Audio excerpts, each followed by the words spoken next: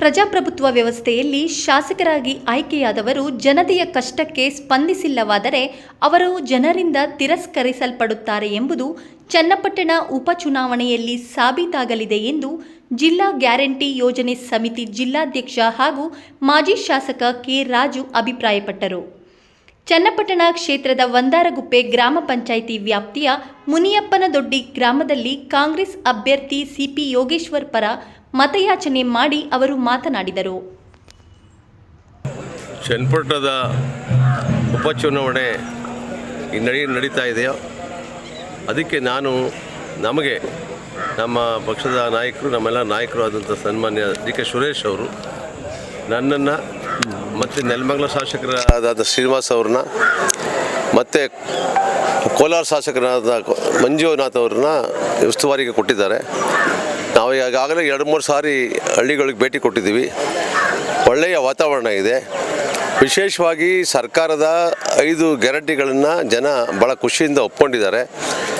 ಪ್ರತಿ ಕಡೆ ಹೋದಾಗ ನಾನು ಗ್ಯಾರಂಟಿಯ ಜಿಲ್ಲಾ ಅಧ್ಯಕ್ಷ ಆದ್ದರಿಂದ ಪ್ರತಿ ಹಳ್ಳಿಗೆ ಹೋದಾಗ ನಾನು ಹೆಣ್ಮಕ್ಳು ಸಿಗ್ತಾಗ ತಾಯಿಯಿಂದ ಸಿಗ್ತಾಗ ಕೇಳೋದು, ತಾಯಿ 2,000 ಬರ್ತಾಯಿದೆ ಅಂತ. ಖಂಡಿತ ಬರ್ತಾಯಿದೆ ಅಂತ ಎಲ್ಲ ಅಂತಿದ್ದಾರೆ. 1% ಬರ್ತಾ ಇರಲಿಲ್ಲ, 96% ಬರ್ತಾಯಿದೆ. ಈಗ ನನಗೆ ಸಮೀಕ್ಷೆ ಎಲ್ಲ ನೋಡಿದ ಪ್ರಕಾರ ರಾಮನಗರ ಜಿಲ್ಲೆಯಲ್ಲಿ 96% ಜನಗಳಿಗೆ 2,000 ಬರ್ತಾಯಿದೆ. ಸಣ್ಣ ಪಣ್ಣ ವ್ಯತ್ಯಾಸ, ಡಾಕ್ಯುಮೆಂಟ್ಸ್ ವ್ಯತ್ಯಾಸದಿಂದ ಒಂದು 4% ಕಡಿಮೆ ಆಗಿದೆ. ಅದನ್ನು ಕೂಡ ಸರಿ ಮಾಡ್ತೀವಿ. ಎರಡನೇದೇನು ಅಂತ ಹೇಳಿದ್ರೆ, ನಮ್ಮ ಜಿಲ್ಲೆಯಲ್ಲಿ ಡಿ ಕೆ ಶಿವಕುಮಾರ್ ಅವರು ಮತ್ತು ಸುರೇಶ್ ಅವರು 3 ತಿಂಗಳಿಂದ ಈಚೆಗೆ ಸಾಕಷ್ಟು ಅಭಿವೃದ್ಧಿ ಮಾಡಬೇಕು ಅಂಥೇಳಿ ಸುಮಾರು 500 ಕೋಟಿ ಅನುದಾನ ತಂದಿದ್ದಾರೆ. ಈ ಹಿಂದೆ ಇದ್ದಂಥವ್ರು ಎಲ್ಲರೂ ಕೂಡ ಬರೀ ಬುಟ್ಟಾಟಿಕೆ ಮಾತಾಡಿದ್ರು, ಹೆಚ್ಚಿಗೆ ಮಾತಾಡಿದ್ರೆ ಹೊರತು ಸಹಾಯ ಮಾಡಲಿಲ್ಲ. ಅದರಿಂದ ಇವರು 3 ತಿಂಗಳಿಂದ 500 ಕೋಟಿ ಕೊಟ್ಟಿದ್ದಾರೆ. ಜೊತೆಗೆ ಹೆಚ್ಚಿಗೆ ನಮ್ಮ ಪಕ್ಷದ ಅಭ್ಯರ್ಥಿಯಾದಂಥ ಸಿ ಪಿ ಯೋಗೇಶ್ ಅವ್ರ ಬಗ್ಗೆ ನೀರಾವರಿ ಯೋಜನೆ ಮಾಡಿದ್ದಾರೆ.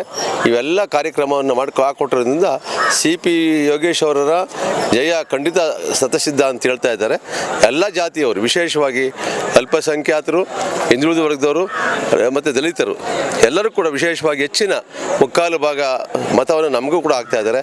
ಒಕ್ಕಲೂರಲ್ಲೂ ಕೂಡ ಈ ಮೊದಲು ಏನು ಅಂದ್ಕೊಂಡಿದ್ವೋ ಆ ನಿರೀಕ್ಷೆ ಮೀರಿ ಅರ್ಧ ಒಕ್ಕಲೂರಲ್ಲೂ ಕೂಡ ಅರ್ಧ ಭಾಗ ಆಗುವಂಥ ಸನ್ನಿವೇಶ ಕಾಣ್ತಾ ಇದೆ.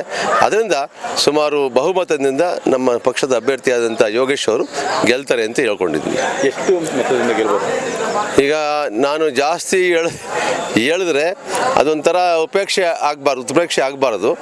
ನಾವು ಅಂದ್ಕೊಂಡಿದ್ದೀವಿ ಏನೇ ಕಮ್ಮಿ ಅಂದ್ರೂ 25,000 ಇಂದ 35,000 ನಾವು ಗೆಲ್ತೀವಿ ಅಂತ ಅಂದ್ಕೊಂಡಿದ್ದೀವಿ.